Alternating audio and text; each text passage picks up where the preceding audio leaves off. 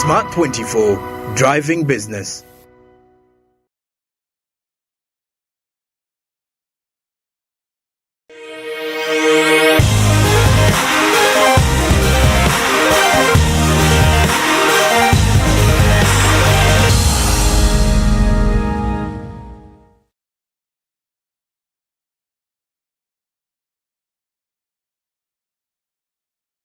All right, many thanks for joining us to yet another episode of the Policon, where we discuss politics and economics. My name is Jerome Posonko. Welcome aboard to Smart 24 TV. You are watching, and of course, obviously, we are on DSTV channel 372, that is via mainstream, and GOTV is channel 394 for more. And beyond that, if you want to stream live and get more updates, that is by going onto our YouTube channel, Smart 24 TV Live. But also do remember to subscribe to at least keep on getting notifications of any new program, as well as any new business report that comes up in real time. The website is www.smart24.tv/news for both local and international reports. Now, besides that, it's a pretty much a time when we also trying to get done with the month of February.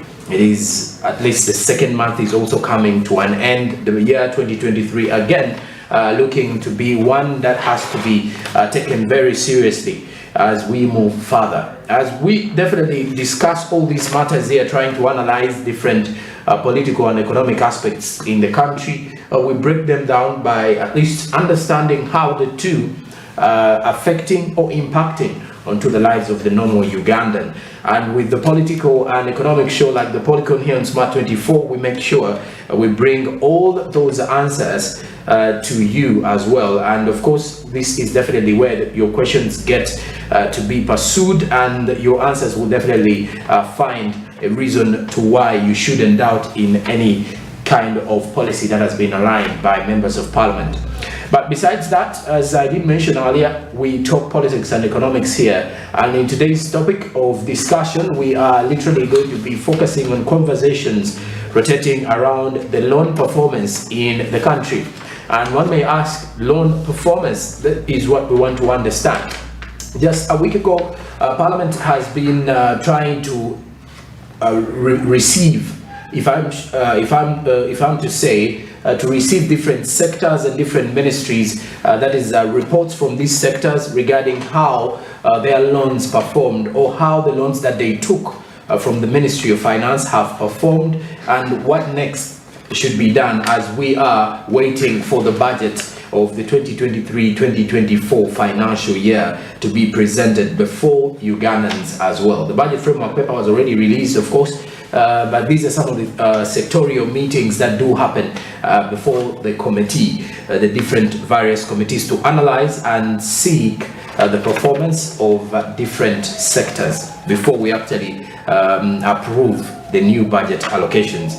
Now, our topic of discussion, like I did mention, is rotating around pretty much how the poor loan performance does affect the economic and social development of the country. I'm Jerome Posonko, and joining me to discuss more about these particular conversations, I do have Honorable Atugonza Allen, who is a Member of Parliament, Bulisa, and pretty much also a Member of Parliament who does sit on the National Economy Committee in Parliament. Many thanks for joining us, Honorable. Thank you, Sponsor.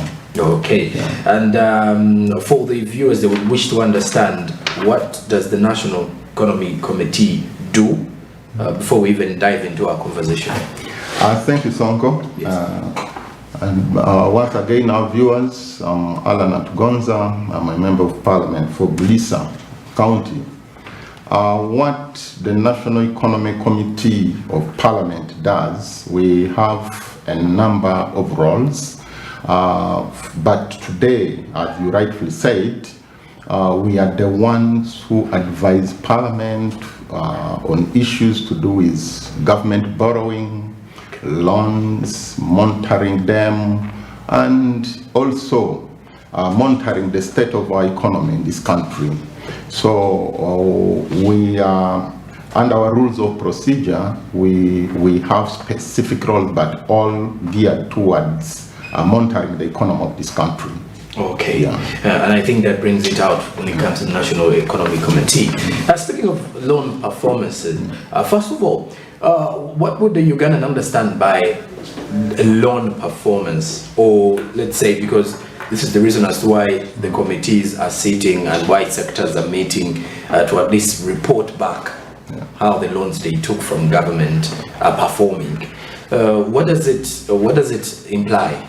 Loan performance is about how, as government, you are aware, we have a budget that we can't fully finance. Yes. Because of that fact, we end up borrowing from externally and sometimes internally. So whenever we borrow, that's a loan. Now, be external, internal, now it's upon Parliament to approve that loan and to monitor it, how it has performed. So in simple terms, loan performance is monitoring how the money that we borrowed is being used by the sector. That's what we mean by loan performance. Okay. Yes. So how it is being used. Yes. And then why then you did mention that because we cannot finance our budgets, Yes. does it mean that almost all sectors in the economy end up applying for these loans? All sectors in our economy end up applying for the loans, but we have those sectors that really we try to finance using our local revenue, Yes. like defense. So apart from that, you'll find most of these sectors have a component of a loan in them. Okay. Yeah. And by the look of things, how successful have some of these loans been to some of the sectors? That is really a challenge in this country. As you are aware, we are now reviewing the performance, and we have been reviewing the performance before, including Parliament facilitating us for field visits. It is a big challenge, I have to say, and we have really to come together, and as Parliament, as all arms of government, we must focus on how our loans are being used, and in terms how is the performance of our loans, because we have found it wanting in that most of these loans, wherever we are giving these loans, we have, of course, they seek approval from us, and the objective is good. You just really see it is going to transform our society. The objectives are really going to move us from a low income into a middle income economy. Yes. For the transformation of our society. But on ground, whenever money is received disbursed, loans are disbursed, we are finding that area wanting, seriously wanting. One, sectors are diverting money which were to areas which were not approved by Parliament, which is illegal. We are finding that there is a lot of misuse of public funds. Okay. Yes. And now, by the look of things, what then happens, for example, when a sector, or let's say a ministry, is trying to apply for the loan? First take us through the steps. For example, if a government entity under a ministry wants to apply for a loan, what is the procedure to get this loan, and who disburses the loan, or who approves the loan? This is completely, it first goes through the executive structures, from their planning unit, ministry's planning unit. They assess the need of a fund and a loan. They discuss it. It goes up to cabinet level. Okay. And if approved, it goes through the Ministry of Finance. Then the Ministry of Finance is the one that comes to Parliament to request for this loan. And wherever it is brought to the attention of the Speaker, they always refer it to our committee, the Committee of National Economy, for assessing it, whether we need it. Then we advise Parliament on that loan. There are loans we have rejected, but in specific terms, this one, whenever we approve or we advise Parliament to approve. They approve, then it goes back to the executive. Okay. Yeah. Loans now, for example, which kind of loans have been under what circumstances does the committee disapprove a specific loan? There are a number of factors, but the one we have rejected was about the high interest rate. Okay. Yeah, we at the committee, we assessed the loan and found the interest rates were high. Then two, normally we prefer concession loans. All right. So you find they bring in domestic loans. So we normally have issues. Whenever we are assessing, we consider a number of issues. Then sometimes you find we assess the objective of the loan, whether we need it or not as a country. So we consider a number of issues before we reject or accept a loan. I also wish to understand loans. Are we getting these loans directly from commercial banks, or do we normally get them from the central bank, or we look up for the International Monetary Fund and World Bank, all those international financial organizations? Yeah, we get to what what executive does. Yes. It goes out there to source for a funder, for a funder, and of course they would prefer the cheapest. They would prefer the best. Under normal circumstances, these international funders, organizations like World Bank and IMF would be the best. But you find sometimes, because they are strict in terms of fiscal, in terms of debt management, you find the government ends up going to borrow from a domestic or for a commercial loan or concession, or from these other partners like China, Exim, and the rest. But it depends on how attractive the loan is, or the objective to the funder. Okay. Yes, and also to us, the country. Okay. Yes. And well, of course, if we had to look at these loans that have been taken, I do believe some of them are actually being implemented in a way that is, because someone may wish to ask first. We've heard of supplementary budgets. Yes. When you look at supplementary budgets, are these the same kind of loans that we are trying to understand here, or the supplementary budget is quite a different one? Whenever government brings the budget to Parliament, yes, we discuss it, we go through the process, as you know, budget framework papers, up to when we approve the budget. What happens with supplementary budget, whenever government feels, after the approval of the budget, they may find out they forgot some priorities, then they come with what we call the supplementary budget to request for more funds from Parliament, to make sure that they are funded to fund the activities which they didn't cater for in the budget. Yes. Having said that, so with that supplementary budget, it may, of course, may end up being funded by loan money.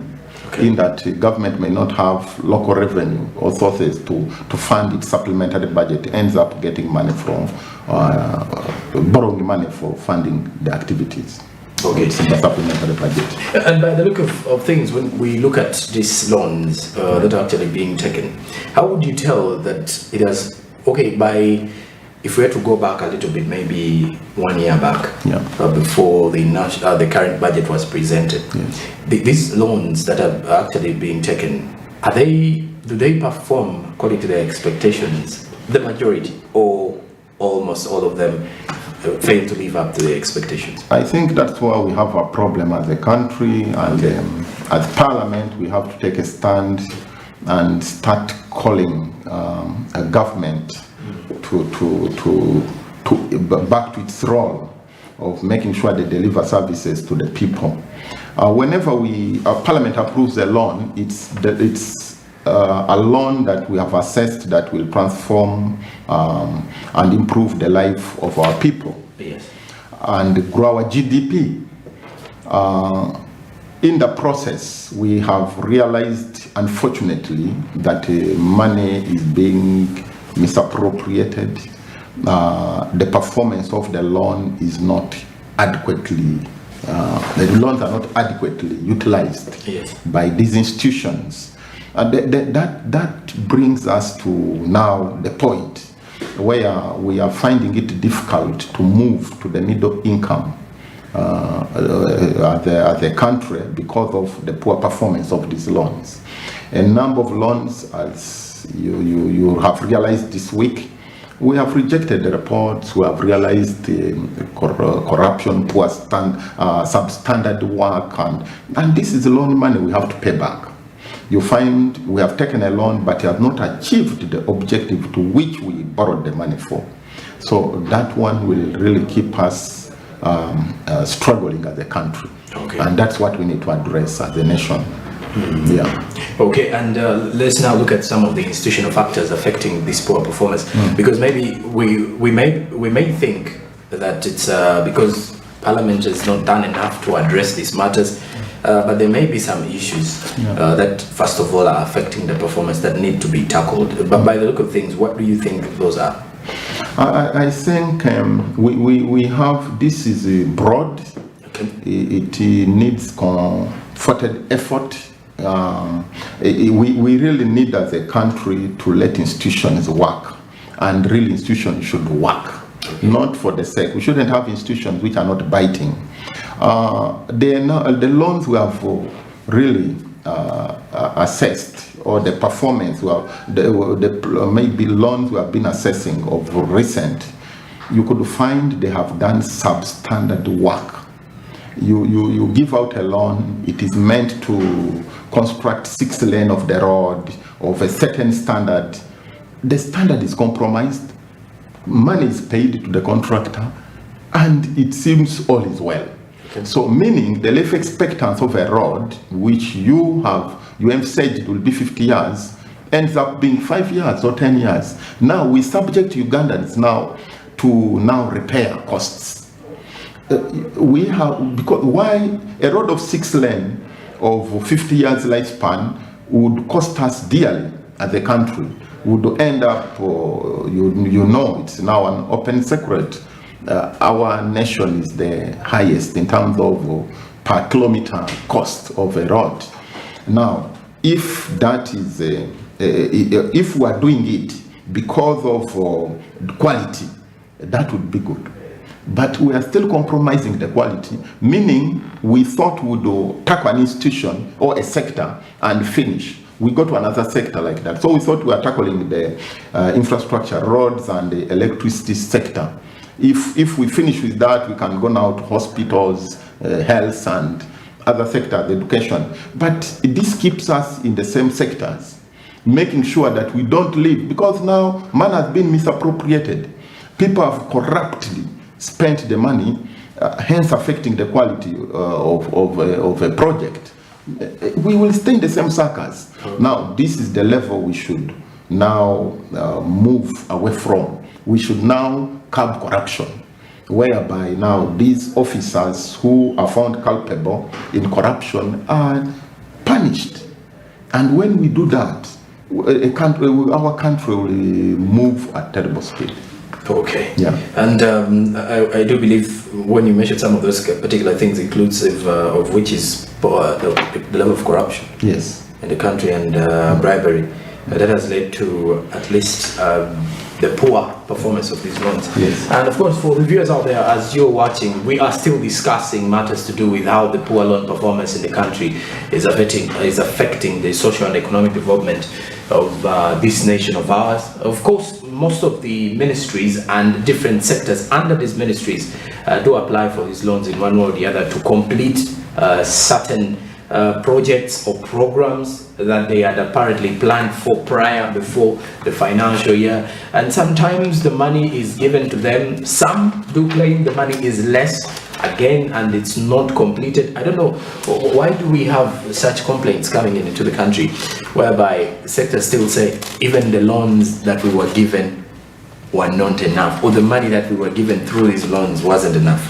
You see that now, that's the corruption I'm talking about. Okay.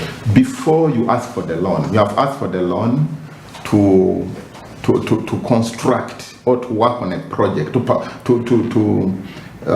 deal with a project up to completion. Yes. In between, a project stalls at 50%. You have done feasibility study. You have the bills of quantities. Yes. You are experienced. We think you are an expert in this job. We expect you to plus minus 5%, not 50%. Not 50%. But you find a project stalled. We have a number of projects with loan money stalled here in this country. Projects which were transformational in nature.